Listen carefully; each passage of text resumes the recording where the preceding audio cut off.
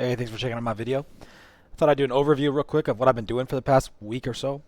I've been playing a Perforate Slayer with cold conversion. I wanted to try this new Perforative Duality skill gem. I really like Perforate. It's one of my favorite skills. This Transfigure gem gives you 10 extra spikes if you've changed stance recently. This is very powerful for shotgunning when you initially change stance. So if you watch these blood spikes here, when you haven't changed stance, you only get 5 spikes, like right here.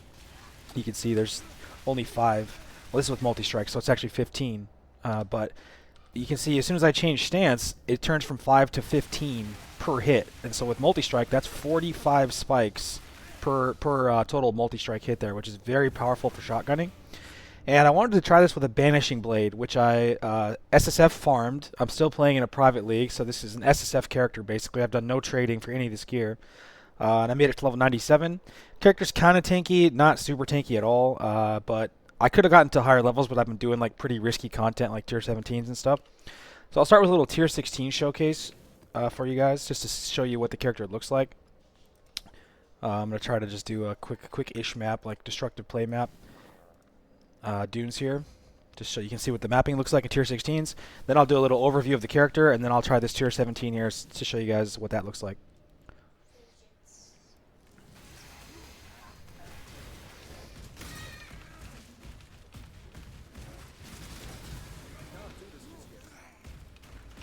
So you can see with mapping with Perforate and Slayer AoE, the clear is pretty good. It's not S tier clear or anything, but it's fast enough, and single target is very good. You change the blood stance if you need to when you fight like a tanky rare or something, and you will just melt it down. This character has approximately 100 million damage, a little bit more than that actually, like if I've killed recently, because Slayer gets all those bonuses from if you've killed recently. So here's the bosses.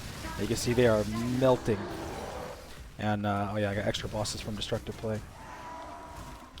So the map clear is okay. Single target is pretty great. I think the strength of the build is the single target.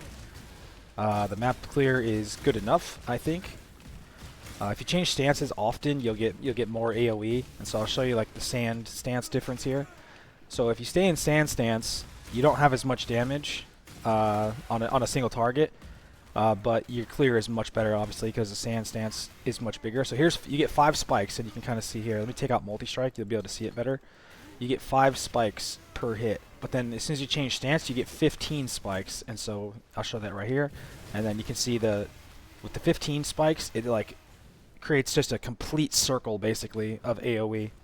When you haven't changed stance recently, it's not a complete circle, but the clear will be good enough with Herald of Ice that you're gonna pretty much clear entire packs with one shot. And so clear is good, single target's good, and that's good enough, I think, for the map showcase. So I'll go talk about the character now. Banishing Blade gives you ignore resistances if you crit, so, which is very, very powerful. So this is a 5 mod sword here that I self-crafted with essences. I Hatred Essence for flaring, and then I veiled on the prefix, and then I did a speed reforge until I hit tier 1 speed. Crafted crit.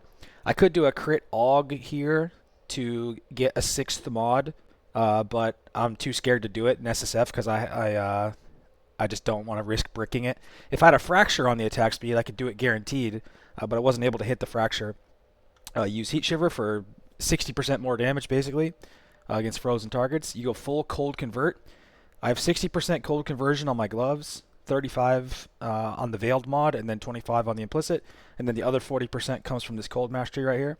So we're 100% cold convert build, fizz to cold. Use the taming just because it's an exceptionally good ring, especially in SSF setting. This other ring is just int life res damage. I stole this ring from my Frostblade's character. It's just a generally good ring. This amulet, I had crit multi on this amulet, but I got extremely unlucky and I veiled orbed it off to get the dex and int because I needed int. This build's a little bit int starved.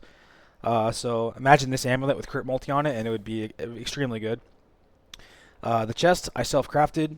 It's just armor evasion, suppression, fizz reduction, chaos res, fizz taken as, 4 to 5 from there, crit multi, pretty strong chest. But you could get a way better chest than this if you were in trade league. For suppression, I don't have cap suppression, but I do have 72% with lucky. And so that's enough to feel pretty comfortable as a defensive layer. But if you were in Trade League, you could cap your suppression pretty easily, probably. I have a little bit on my gloves. This is as good as I was able to hit. I got the Chaos Res and the attack speed also, along with the Fizz conversion, so I just kept these. Belt's pretty good. Strength, armor, resists, damage, life. Boots are like pretty much grave-crafted, ridiculous res movement speed boots. And then Jewel here is just life, attack speed, damage. And then flasks, diamond, silver, granite, jade. We go armor and evasion hybrid here.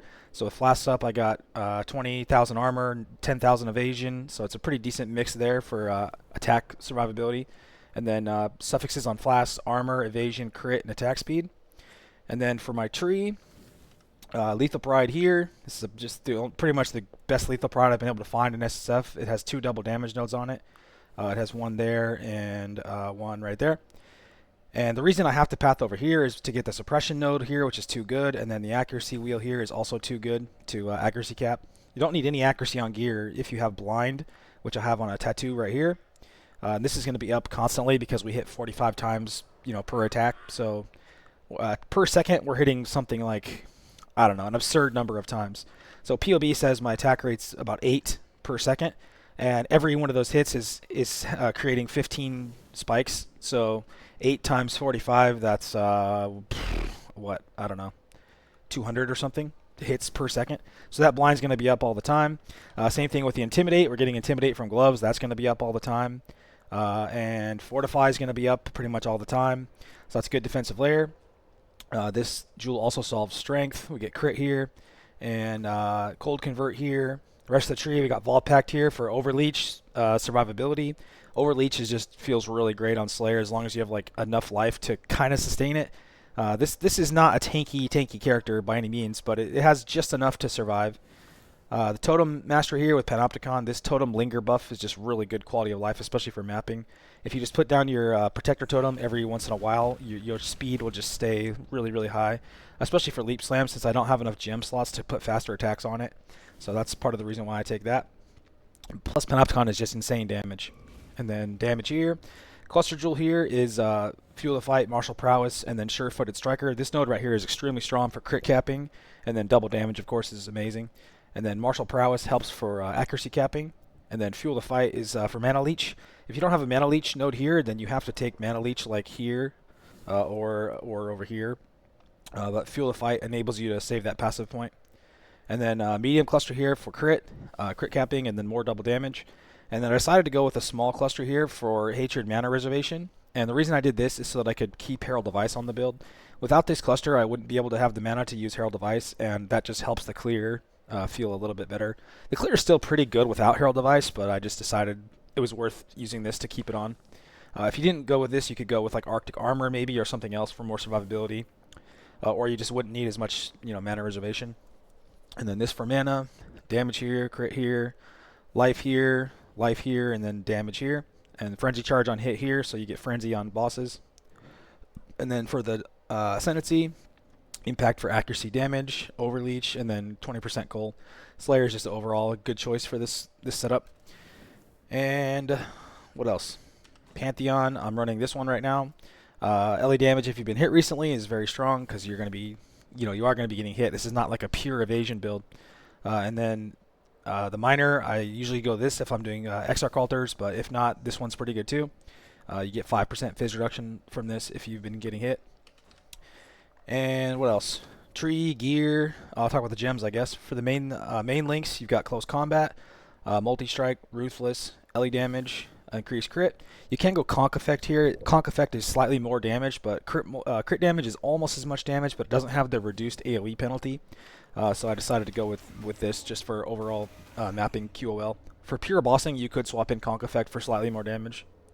And then Aura setup, 6 link, you got Herald of Ice, Determination, with an Enlighten that I have. And then Hatred, Precision, Blood, and Sand. You have to have one of the Sand gems so you can stance swap. If you don't have that, you'll just be stuck in Blood stance all the time, and then your clear speed will suck. In the gloves, I got Bone Shell Frostblink. This is another added layer of damage. And then Automation Molten Shell, pretty strong for defensive. Multi-Totem setup here with Blood Rage. And then Life Tap, Mark on Hit, Assassin's Mark for crit capping and just big damage. and then Leap Slam.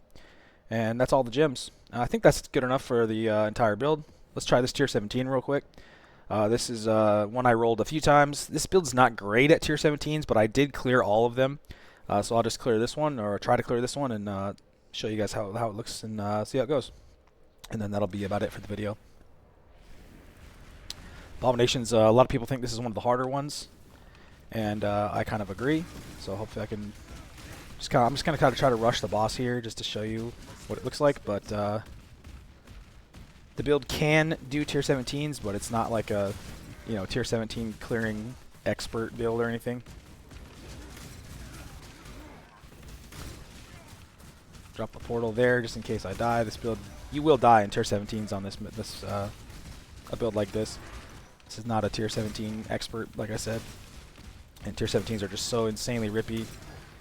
These Nico nodes can help a bit with survivability. I take those on every one of my Atlas trees pretty much.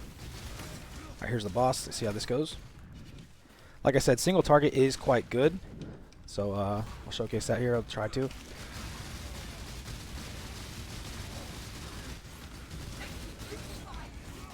Stance swap a lot. There's one guy down. Oh, we died. Guess we got one of the things down. This fight's not great. So I'll kill a couple more things here, try to get some charges up. Cold resistant. So you can see the damage there. When you get to hit, it actually is quite good. But it's just staying alive on these maps is just so ridiculous. But we'll go back in, see if we can get it done. Keep in mind I am in SSF, private league, so where's Doitry? You have to stance swap like approximately every 4 seconds. And there goes Doitry.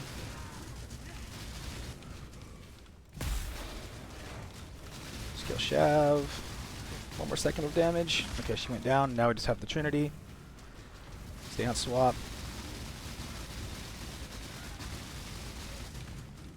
Jump away. When you jump away and like jump in and out of stuff is when you should be stance swapping. Okay, so we got the Trinity almost half dead. 3 portals left. Let's see if we can get the job done here. Oh, I got stuck in the giant red ball. Whoops. Realistic showcase here. Realistic showcase. Oh, we got insta deleted. I can't do this just yet.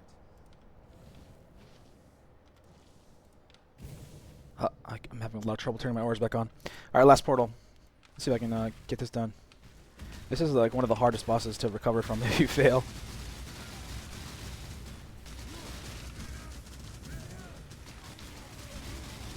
One more second, and there we go. We got it.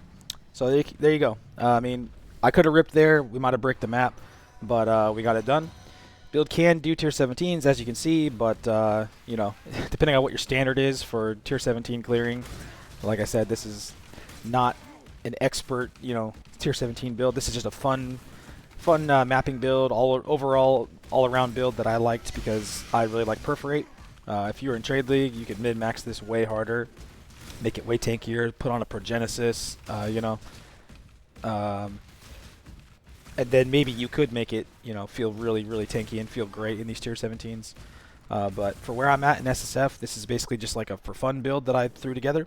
I probably should have stayed in there and looted a little bit more, but anyway, I think that's about it for the overview. This is what I've been doing. I've been farming to make a Trickster version. I really want to play Trickster Perforate with Ephemeral Edge, so I've been putting together the gear for that slowly over time.